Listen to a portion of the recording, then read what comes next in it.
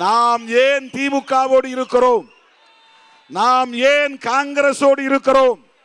நாம் ஏன் இடதுசாரி கட்சிகளோடு இருக்கிறோம்? நாம் ஏன் மதிமுக, இஸ்லாமிய இயக்கங்கள் உள்ளிட்ட அமைப்புகளோடு இருக்கிறோம்? ஒரே காரணம்தான், காங்கிரஸ், திமுக, இடதுசாரிகள் உள்ளிட்ட கட்சிகள் புரட்சியாளர் அம்பேத்கரின் கொள்கைக்கு ஆதரவாக இருக்கிற கட்சிகள், மதச்சார்பின்மைக்கு ஆதரவாக இருக்கிற கட்சிகள், விடுதலை சிறுத்தைகள் உயர்த்தி பிடிக்கிற மதச்சார்பின்மைக்கு ஆதரவாக இருக்கிற கட்சிகள். Very simple. ஏன் டிஎம் கூட இருக்கிற அவங்களுக்கு ஒரு சீட்டு தானே தராங்க, 2 சீட்டு தானே தராங்க. உங்களுக்கு பொது தொகுதி தராங்களா? உங்களை ஏமாத்துறாங்க, ஏய்க்கிறாங்க. இப்படியெல்லாம் சில பேர் நம்முடைய உணர்ச்சிகளை சீண்டுகிறார்கள், உணர்வுகளை சீண்டுகிறார்கள்.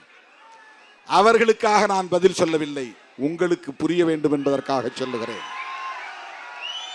நீங்கள் புரிந்து கொள்ள வேண்டும், உங்களுக்கு ஒரு தெளிவு வேண்டும்.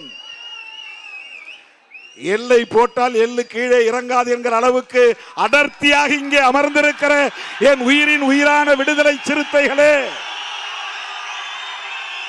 முன்னே எவ்வளவு பேர் அமர்ந்திருக்கிறீர்களோ அதை போல பல மடங்கு பின்னால் இருக்கிறார்கள், இதை சுற்றிலும் இருக்கிறார்கள்.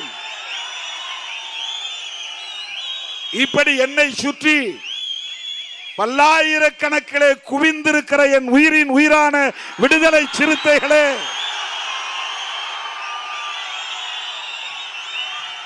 நீங்கள் புரிந்து கொள்ள வேண்டும், திருமாவளவன் ஏன் திமுக தலைமையிலான கூட்டணியிலே இருக்கிறான்.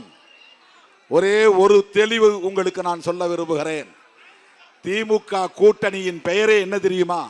திமுக கூட்டணி அல்ல. சில பேர் அது திமுக கூட்டணிங்கிறாங்க. திமுக தலைமையிலான கூட்டணியின் பெயர் என்ன தெரியுமா?